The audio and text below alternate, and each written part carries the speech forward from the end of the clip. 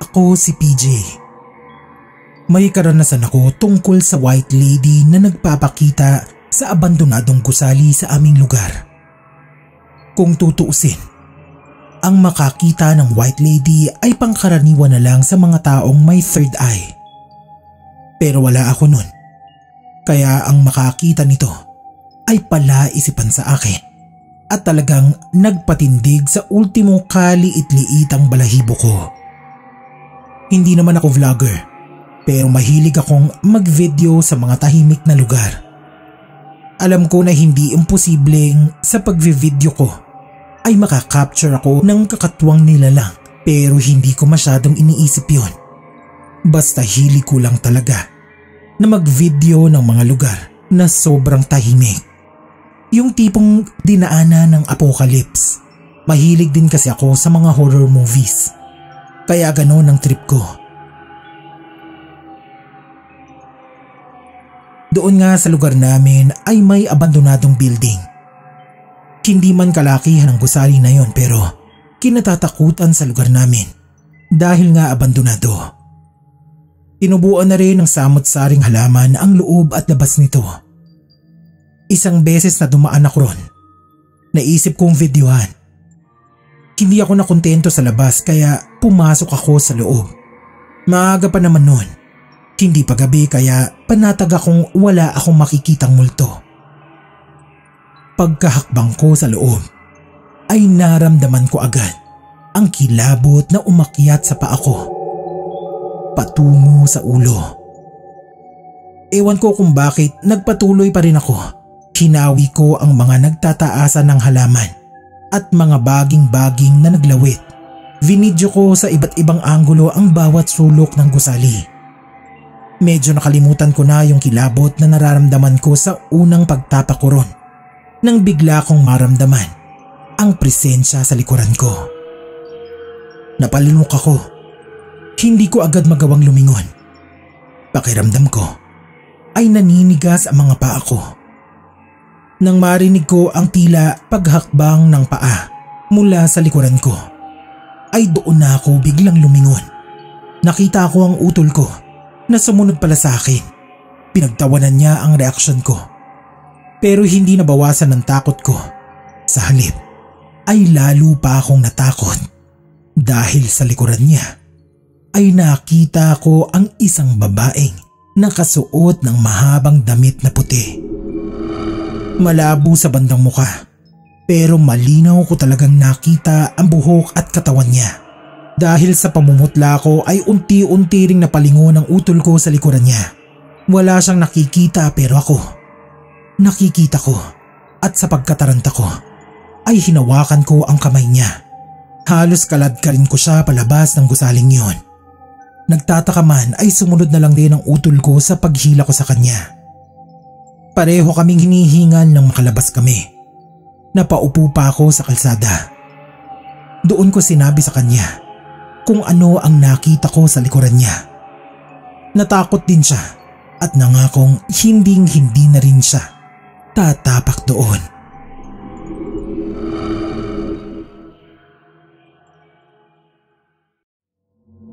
Magandang araw. Ako si Kevin. Nais ko lang ibahagi ang karanasan ko na hinding-hindi ko makakalimutan. Masaya kaming lahat doon na naliligo sa ilog kasama ang mga pinsan ko at iba pang kamag-anak. Bale get together namin yun kasama ang mga relatives mula sa malayo. Bandang tanghali ay umahon na kami sa tubig upang kumain. Excited ang lahat dahil sa masarap na pagkain na nakahain sa mahabang mesa na yari sa kahoy. Habang ang lahat ay nagkakagulo, napasulyap ako sa bahagi ng ilog na malapit sa falls. Nakita ko na may babae na nakatalikod at bahagyang nakatungo. Manipis na itim na damit ang suot nito. Parang 90s na itim sa tingin ko. Inisip ko na baka isa yon sa mga kamag-anak namin. Kami-kami lang kasi ang nandoon nung time na yon. Palibhasa, ngayon lang nagkita-kita kaya hindi masyadong pamilyar ang bawat isa. Medyo nawala ang atensyon ko sa babaeng yon dahil sa sobrang gutom na nararamdaman ko. Nang makatapos akong kumain, agad kong pinuntahan ang lugar kung saan ko nakita ang babae. Masyadong malaki ang bato at medyo madulas, kaya hindi ko napansin na wala na pala siya sa lugar na yon. Nagpalingalinga ako. Nang makita ko ulit siya, ay nakalubog na ang kalahating katawan niya sa tubig habang patuloy siya sa paglalakad. Sinundan ko pa rin siya sa kagustuhan kong makilala siya. Baka kasi nahihiya lang makihalubilo sa karamihan. Isa pa, medyo nag-aalala rin ako kasi napapalayo na siya sa amin. Habang binabaybay ko ang dinadaanan niya, napapansin kong palalim ng palalim ang tubig. Yung hanggang bewang niya ay hanggang leeg ko na. Nakatingin siya sa akin pero hindi ko masyadong maaninag ang mukha niya kasi natatakpan niyo ng mahabang buhok. Bahagya akong nakaramdam ng takot dahil hindi siya kumikilos kahit tinatawag ko siya ng Miss Sandali. Nananatili lang siya sa madilim na bahagi ng lugar na napapaligiran ng malalaking baging na nagmumula sa mga malalaking puno. Lalo pa akong natakot dahil kahit gusto ko nang bumalik ay parang may kung anong nag-uudyok sa akin na ipagpatuloy ang pagsunod sa kanya. Nataranta ako nang makita ko ang sobrang lakas na current nang rumaragas ang tubig galing sa itaas na bahagi ng falls. Hindi na ako makagalaw. Pakiramdam ko, nalulunod at pinupulikat ako. Naisip ko talaga na iyon na ang katapusan ko. Mabuti na nga lang at naagapan ako ng isang pinsan ko ring lalaki. Kwento niya, matagal na silang sumisigaw at tinatawag ako pero tila hindi ko yun naririnig kaya napilitan siyang takbuhin ako. At wala silang nakikitang kasama ko sa lugar na yun. Wala silang nakikitang babaeng nakaitim tulad ng sinasabi ko. Habang sinasabi niya yon, nanlalaki ang ulo ko sa takot. Hindi mawala sa isip ko ang babaeng yon. Sa pagkakataong yun ay muli akong nagdasal at nagpasalamat sa pagkakaligtas sa akin ng pinsan ko sa tiyak na kapahamakan. Ayon sa nangangasiwa doon, hindi lang daw ako ang unang nakakita sa babaeng nakaitim.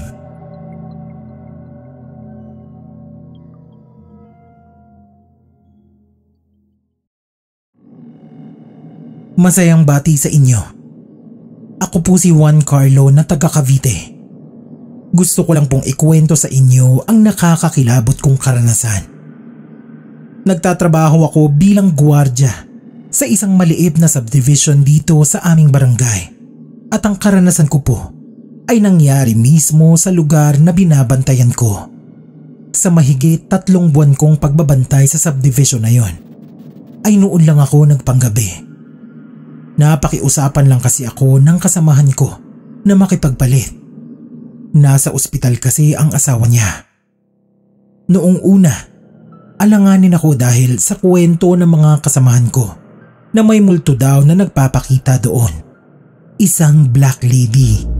Kung may white lady, meron din palang black lady. Pero wala naman ako magagawa, kaya pumayag na rin ako. Sa unang 3 gabi ng pagjuduty ko, naging maayos naman ang lahat. Wala namang nagpakita o nagparamdam na multo. Hanggang sa pang-4 na gabi ng duty ko, sobra yung antok ko. Palibhasa hindi talaga ako sanay sa puyatan. Nakailang kape at stick ng yosin ako, pero hindi pa rin mawala ang antok ko. Wala naman kasing gaanong pumapasok na sasakyan doon pag gabi na. Dahil bukod sa maliit lang naman yung subdivision, pipitsugin pa. Pasado 2:00 na yata noon nang hindi ko na talaga kinaya ang antok. Napapapikit na ako habang nakasandal sa bangkong monoblock. Nakadagdag kasi siguro sa antok ko yung malamig na ihip ng hangin. Maya-maya ay naalimpungatan ako sa mahinang tapik sa balikat ko. Bahagya akong namulat. Sa inaantok kong diwa ay naaaninag ko ang bulto ng isang babae na nakatayo sa gilid ko. Sa sobrang antok ko ay di ko magawang imulat ng tuluyan ng mata ko. Muli niya akong tinapik ng may kalakasan at nagsalita na may paparating na sasakyan. Sa narinig ko ay bigla akong napabalikwas ng tayo. May paparating ngang sasakyan. Kilala ko naman ang sakay na isa sa homeowners doon. Kaya dali-dali kong inangat ang bakal na nakaharang para makapasok ito. Nang makalagpas na ang sasakyan ay bumalik na ako sa guardhouse para magpasalamat sa kung sino man ang gumising sa akin. Pero wala na ito doon sa kinatatayuan niya. Lumabas ako at nagpalingalinga pero wala talagang ibang tao doon. Naiiling na bumalik na lang ako at napatingin sa oras. 3:02 ng madaling araw. Nakaramdam ako ng kilabot nang maisip ko ang oras at ang kwento ng mga kasama ko tungkol sa multo. Hindi kaya multo ang gumising na yun sa akin? Wala akong pinagkwentuhan ng nangyari dahil ayokong kansawan at pagtawanan ako ng mga kasama ko. Nung sumunod na duty ko ay pinaghandaan ko na. Nagbaon ako ng mas marami pang kape at yosi at maliit na speaker para makapagpatugtog ako at hindi antukin. Total malayo naman ang guardhouse sa kabahayan. Pero bandang 2:00 uli, nagbabadya na naman ang matinding andok. Kaya lumabas ako at nagpalakad-lakad habang sumisipol. Pampatanggal na rin ang kaba dahil bukod sa ilaw sa guardhouse ay wala ka ng matatanaw na liwanag. Dahil puro palayan ang magkabilang gilid ng makitid na kalsada papasok ng subdivision. May poste man. Ewan ko ba naman kung bakit walang ilaw. Nagbabanta rin ang ulan ng mga oras na yon. Sige lang ako ng lakad pabalik-balik. Nang sa pagpihit ko ay bigla akong mapasigaw sa sobrang gulat. Dahil biglang sumulpot sa harap ko ang isang babae na nakaitim na damit. Naisip ko agad na siya ang black lady na sinasabi nila. Pero hindi naman siya mukhang multo. Sinita ko dahil nagulat ako sa kanya. Hindi man lang siya humingi ng pasensya. Sa halip ay nagtanong ng direksyon ng isang lugar. Hindi ko naman alam yung lugar na sinasabi niya. Kaya hindi ko siya natulungan. Tumalikod na lang siya at naglakad palayo. Habang sinasabihan ko siyang mag-ingat. Dahil napakadelikado na ng oras na yon. Pero hindi na niya ako nilingon. Nang sumunod na madaling araw, nakita ko ulit ang babaeng nakaitim. Pero sa pagkakataong yon, ay hindi naman siya nagtanong sa akin. Ni hindi man lang nga ako tinignan. Dumaan lang siya sa harapan ng gate na binabantayan ko. Kinilabutan na talaga ako. Kaya napilitan akong ikwento na sa mga kasama ko ang tungkol sa babae. Hindi naman nila ako pinagtawanan dahil yun nga raw mismo ang sinasabi nilang black lady na laging nagpapakita sa ganoong oras. Bagamat ito ay hindi nananakit, hindi mo naman maiiwasan na hindi ka rin matatakot. Hindi pa rin ako makapaniwala kasi kung ang black lady na yun ang tumapik sa balikat ko at nagtanong ng direksyon sa akin, ibig sabihin ay hindi lang ito basta multo. Meron itong kakayahan na makahawak ng tao at makipag-usap. Lalo akong natakot sa isiping yun.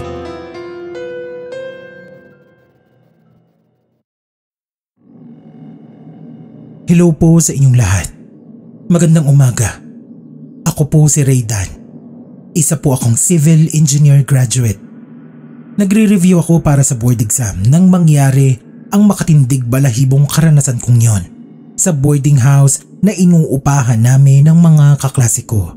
6 kami sa kwarto sa isang 3-story building na yun sa Sampaloc, Manila, kung saan malapit lang din ang review center na pinapasukan namin sa mga unang linggo at buwan ng pagstay namin sa boarding house. Wala naman kaming naging problema. Going smooth ika nga. Hanggang sa dumating ang unang pre-board exam na nagpa-stress sa aming lahat. Mababa kasi ang nakuha naming score. Kaya medyo na-depress kami ng time na yon. Pero hindi kami sumuko. Mas pinagbuti pa namin ang pagre-review. Naisip ko noon na mas makakapag-focus siguro ako sa pagre-review kung mag-isa lang ako. Kaya lumabas ako sa hallway kung saan tahimik na at wala nang lumalabas ng room dahil 11 PM ang curfew at quiet hours sa boarding house. Nung partikular na gabing yon, mga bandang 12:30, nakaupo ako sa unang baitang ng hagdan ng 3rd floor. Mahina akong binabasa ang nire-review ko dahil kinakabisa ko ito nang maulinigan ko ang isang mahinang tinig na tila sumasabay sa pagbabasa ko. Pero hindi naman yung binabasa ko ang binibigkas niya. Hindi ko maunawaan. Napalingon ako bigla sa paligid ko. Wala namang ibang tao doon kundi ako. Kahit alam kong gising pa rin ang mga kasama ko. Dahil pare-pareho kaming inaabot ng madaling araw sa pagre-review, ay sarado naman ang pinto. Ganon din ang katapat naming kwarto kung saan ako nakasandal dahil malapit ito sa hagdan. Inisip ko na guni-guni ko lang yun at sarili ko lang din ang naririnig ko. Muli kong ipinagpatuloy ang mahinang pagbabasa at muli ko ring narinig ang mahinang tinig na parang sumasabay sa pagbabasa ko. Tumigil ako at muling nakiramdam. Nandoon pa rin ang tinig na hindi ko maintindihan ang sinasabi. Para itong umuusal ng kung ano at tila sa ibaba nang gagaling. Dahan-dahan akong sumilip sa ibaba kung saan matatanaw ang isang altar. Medyo madilim sa bahaging yun ng hallway ng 2nd floor, pero naaaninag ko ang bulto ng isang babae na nakatayo paharap sa altar. Nakaitim na bestida. Sa porma ng pagkakatayo ay tila nagdadasal ito dahil magkasalikop ang mga kamay. Hindi ko makilala kung landlady ba namin ito o isa sa mga female boarders na nakastay sa 2nd floor. Bukod kasi sa may kadiliman ng bahaging yun, ay kalahati lang ng katawan ang nakikita. Basta nawirduhan ako dahil bakit kailangan sa ganoong oras siya magdasal doon? Hindi ba pwedeng sa kwarto na lang nila? Ang creepy tuloy. Kinabukasan, habang nag-aalmusal kami ay nagbukas ng gate mula sa labas ang landlady namin. May dala itong bag at mukhang galing sa malayo. Tinanong ko siya kung saan siya pupunta. Natawa siya at sinabing kararating lang niya galing sa pamangkin niya sa Santa Rosa at hindi siya nakauwi ng gabing yon dahil sa lakas ng ulan. Tinanong din niya kung nakauwi na raw ba ang mga babae na nasa 2nd floor dahil nagpaalam daw ang mga ito sa kanya na mag-overnight sa kondo ng kaklase. Na sinagot naman ng kasama ko na wala pang bumabalik sa kanila. Muntik na akong mabilaukan sa narinig ko. Gumapang ang kilabot sa katawan ko. Kung wala ang landlady namin at ang mga babae sa 2nd floor, sino pala ang nakita kong babae na nagdadasal sa harap ng altar gayong puro lalaki kami na nakastay sa 2 kwarto na nasa 3rd floor? Hindi ko na lang sinabi sa mga kasama ko ang nangyari. Hindi ko kasi alam kung maniniwala sila. Baka pagtawanan lang nila ako. Pilit ko na lang kinalimutan ang nangyaring yun. Hindi ako nagkwento. Hanggang sa natapos na ang exam at sa awa ng Diyos ay nakapasa kaming lahat. Sa araw ng oath-taking kung saan muli kaming nagkasama-sama ay ikinwento ko sa kanila ang nangyari sa akin sa boarding house. Hindi ako makapaniwala na lahat pala kami ay nagkaroon ng iba't ibang makapanindig balahibong karanasan doon. Ngayon nga ay mga licensed engineers na kami. Magandang umaga sa ating lahat. Tawagin niyo na lang po akong Kuya Trek. Matagal na akong nagtatrabaho sa isang gasolinahan dito sa Bataan. Hindi ko akalain na sa tinagal-tagal ko rito ay makakaranas pa ako ng isang kababalaghan. Yung pwesto po namin ay palibot ng mga puno. Sabi ng mga kasamahan ko, may nagpapakita raw doon na white lady. Natatawa lang ako kasi parang kahit saan namang mapunong lugar ay sinasabing may white lady. Kung di man, mga engkanto, maligno at kung ano-ano pang kakatwang nilalang. Kaya hindi na bago sa akin ang mga ganung usapan. Lalo na at wala pa naman talagang nakakakita sa mga kasamahan ko. Naririnig lang nila sa mga tagaron, partikular sa malapit na karinderyang kinakainan namin. Doon talaga nila nakukuha ang chismis na yon. May kasamahan akong babae na mahilig magsuot ng puting damit. Palibhasa ay wala kaming uniform sa gasolinahan, kaya kung ano na lang ang maisuot namin. Ang importante, malinis at light color. Yung kasamahan kong babae ay sa loob ng booth na kapwesto. Siya kasi ang cashier. Nung araw na yon, madalang ang customer, kaya pabanjing-banjing lang kami. Nagpunta muna ako sa karinderya para doon magyosi. Pagkatapos ko ay bumalik na ako sa pwesto. Pagbalik ko ay napatingin ako sa loob ng booth. Napansin ko na nakalugay ang mahabang buhok ng kasamahan ko na hindi naman niya ginagawa. Sa pagkakatingin ko ay para lang siyang nakatulala. Napakunot din ang noo ko nung mapansin ko na parang hindi white polo shirt ang suot niya kasi walang collar eh. Samantalang kakakita ko lang sa kanya bago ako magyosi na may collar ang suot niyang damit. Naisip ko na baka nagpalit ng damit. Tapos naglakad ako patungong CR. Natigilan ako nang makasalubong ko yung cashier namin. Galing din sa CR. Naka-ponytail at white polo shirt. Taliwas sa nakita kong babae sa loob ng booth na nakaputi rin. Lumingon ako sa cashier booth. Wala na roon ang babaeng inaakala kong cashier namin. Napansin niya ang reaksyon at pamumutla ko. Sabi ko, kakakita ko lang sa kanya sa loob ng booth. Natakot siya sa sinabi ko. Huwag daw akong magbiro. Para hindi na lang siya matakot, pinanindigan ko na lang na nagbibiro lang talaga ako. Sinusubukan ko lang kung matatakutin siya. Hinampas niya ako kasabay ng tawang naiinis. Huwag ko na raw uulitin ang ganong biro dahil hindi nakakatuwa. Habang patungo ako sa CR ay laman pa rin ang isip ko ang babaeng nakaputi sa loob ng cashier booth. Wala namang ibang allowed pumasok doon kundi ang cashier namin. Kapag magsi-CR siya ay dinadala niya ang susi.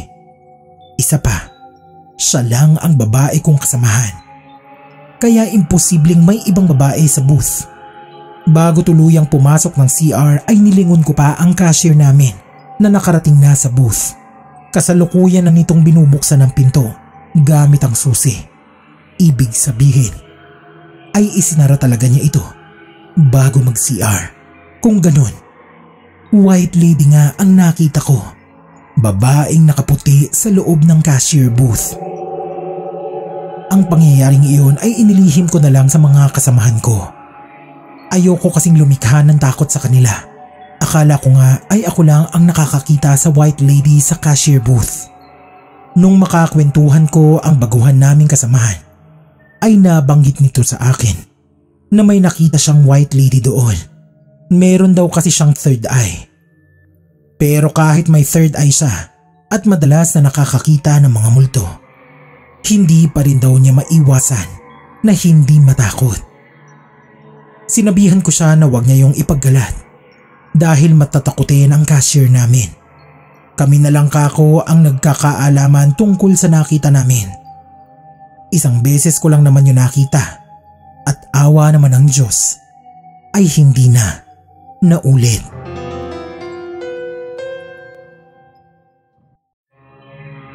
Kumusta mga kapasta? Ako po si Ken ng Scream PH, ang inyong narrator para sa episode na to. Iniimbitahan ko po kayo na bumisita rin sa channel ng Scream PH. Maraming salamat po.